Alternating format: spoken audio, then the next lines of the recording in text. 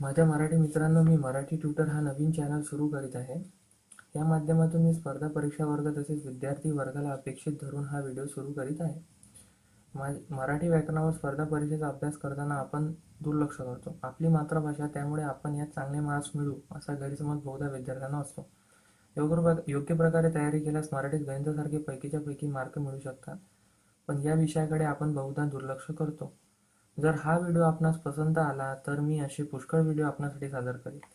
मी मराठी व्याकरणास सुरू करताना मराठी भाषा, लिपी व व्याकरण यावर प्रकाश टाकणार आहे. जर या व्हिडिओमुळे आपणास थोडी जरी मदत झाली तर तुम्ही माझ्या चॅनलला सबस्क्राईब करून मला आणखी व्हिडिओ बनवण्यास प्रोत्साहन देऊ शकता. तर विद्यार्थ्यांनो, आता सुरू करू आपण. मराठी भाषा, लिपी आणि व्याकरण. त्यात मराठी भाषा म्हणजे काय ॲक्च्युअलमध्ये मी त्याच्याबद्दल तुम्हाला थोडी माहिती देणार. मराठी भाषा ही महाराष्ट्राची राजभाषा आहे. सगळं राज्यकारभार आपल्या महाराष्ट्राचा मराठीतूनच चालतो. मराठी भाषा ही संस्कृत उद्भव आहे. आता इथे शब्द आला आहे संस्कृत उद्भव. याच्यामध्ये दोन शब्द आहेत, संस्कृत आणि उद्भव. हा एक तत्सम शब्द आहे. आता तुम्ही म्हणाल तत्सम काय? तत्सम आता पुढे आपले जे व्हिडिओ येईल त्यामध्ये तत्समचा पण तुम्हाला अर्थ कळेल. मराठी भाषा ही आर्य भाषा आहे. आर्य लोकांपासून तयार झालेली भाषा ही मराठी भाषा आहे. जगातील सर्वात प्राचीन भाषा संस्कृत भाषा आहे. मराठी भाषा ही संस्कृतपासून तयार झालेली आहे. मराठी भाषेचे पाणिनी व्याकरणकार दादोबा पांडुरंग तर्खडकर यांना म्हणतात. पुष्कळदा स्पर्धा परीक्षा करताना पेपरमध्ये प्रश्न विचारतात की मराठीचे पाणिनी कोण, तर त्याचं उत्तर दादोबा पांडुरंग तर्खडकर. आता भाषा ही ध्वनींनी बनलेली आहे. जगातील सर्वात प्राचीन भाषा ही संस्कृत भाषा आहे. भाषा हा शब्द भाष या संस्कृत धातूपासून बनलेला आहे. आता इथे शब्द आलेला आहे धातू. धातू म्हणजे मूळ शब्द. प्रत्येक शब्द हा एका मूळ शब्दापासून बनलेला असतो, त्याला आपण धातू म्हणतो.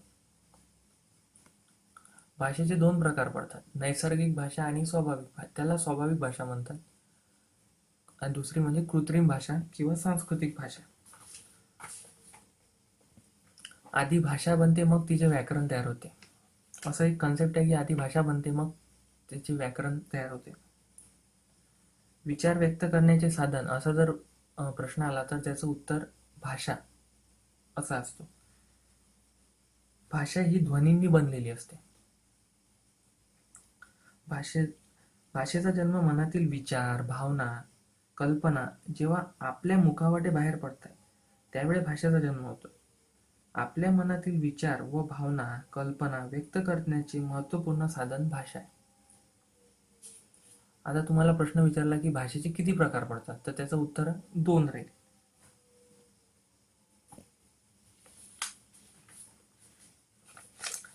नैसर्गिक भाषा, जी भाषा स्वाभाविकपणे बोलली जाते त्या भाषेला नैसर्गिक भाषा म्हणतात. नैसर्गिक म्हणजे चेहऱ्यावरचे हावभाव, हातवारे किंवा चेहऱ्यापट्टी असे करून जे भाषा बोलली जाते त्याला आपण नैसर्गिक. आता कृत्रिम, ज्या भाषेमध्ये सांकेतिक खुणांचा, चिन्हांचा, प्रतीकांचा उपयोग केला जातो त्या भाषेला सांकेतिक किंवा कृत्रिम भाषा म्हणतात. भाषेमध्ये लेखन व भाषण या दोघांचाही समावेश असतो. आता लिपी,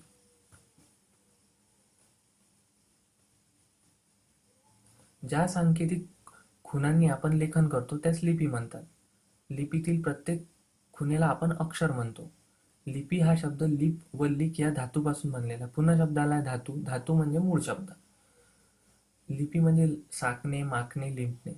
मराठी भाषा ज्या लिपीमध्ये लिहितात त्यास मराठी बालबोध लिपी म्हणतात आणि बालबोध लिपीलाच देवनागरी लिपी म्हणतात. पुष्कळदा प्रश्न येतो की मराठी बालबोध लिपीला काय म्हणतात, तर त्याला आपण देवनागरी लिपी म्हणतो. संस्कृत, मराठी, गुजराती, हिंदी, कन्नड, बंगाली, तामिळ, तेलुगू इत्यादी भाषांना देवनागरी लिपी म्हणतात. मराठीमध्ये ध्वनींना स्वतंत्र वर्ण असतात. आडव्या, तिरप्या, गोलाकार अशा रेषांनी मराठी भाषा बनलेली असते. मराठी लिहिण्याची पद्धत ही डावीकडून उजवीकडे आहे. पुष्कळदा प्रश्न येतो की मराठी लिहिण्याची पद्धत कशी आहे, तर त्याचं उत्तर आहे डावीकडून उजवीकडे. आता पुढचा टॉपिक आहे व्याकरण.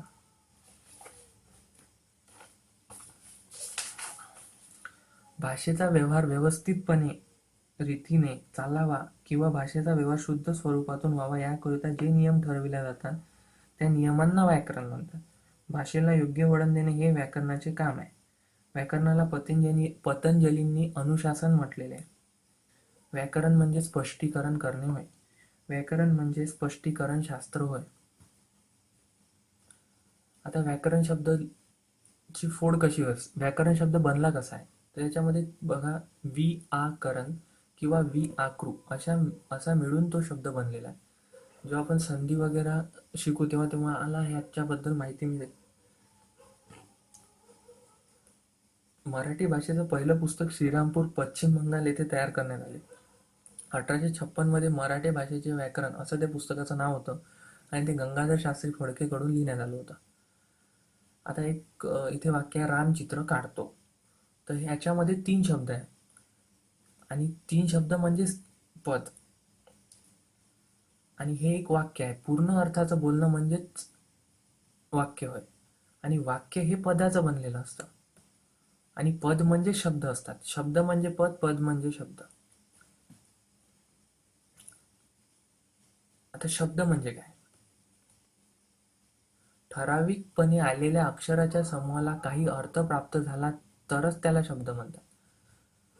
जर त्याला अर्थ नसेल तर ते शब्द नाही. शब्द हे अक्षराचे बनलेले असतात. मग अक्षर काय, अक्षर हे पूर्ण विचारले जाणारे वर्ण. अक्षर म्हणजे नष्ट न होणारे. अक्षरचा अर्थ होतो नष्ट न होणारे, शर न होणारे म्हणजे अक्षर. अक्षरांना ध्वनिचिन्ह असेही म्हणतात. वर्ण काय असतं, तोंडावाटे निघालेल्या मूळ ध्वनींना वर्ण म्हणतात. ध्वनिचिन्ह यांना आवाजाच्या मूळ खुणाही म्हणतात. मराठी भाषेत एकूण 48 वर्ण आहे. मी कंसामध्ये 50 केलाय, त्याचं कारण मी समोर सांगतो तुम्हाला. यांनाच वर्णाक्षरे असं म्हणतो किंवा वर्णमाला आपण म्हणतो. यामध्ये 12 स्वर, 2 स्वरांधी व 34 व्यंजने आहेत. साधारणपणे असंच गणित आहे. 12 स्वर आणि याच्यामध्ये आणखी 2 मराठीत स्वर आलेले आहे, ए आणि य आणि य आणि य. 2 स्वरांधी आणि 34 व्यंजन, याची एकूण 48 होते. पण ते 2 नवीन जे स्वर आले त्याच्यामुळे त्याची एकूण 50 होते. तर उत्तरामध्ये समजा 48 आणि 50 असे दोन्ही एका वेळेस असले तर 50च आपण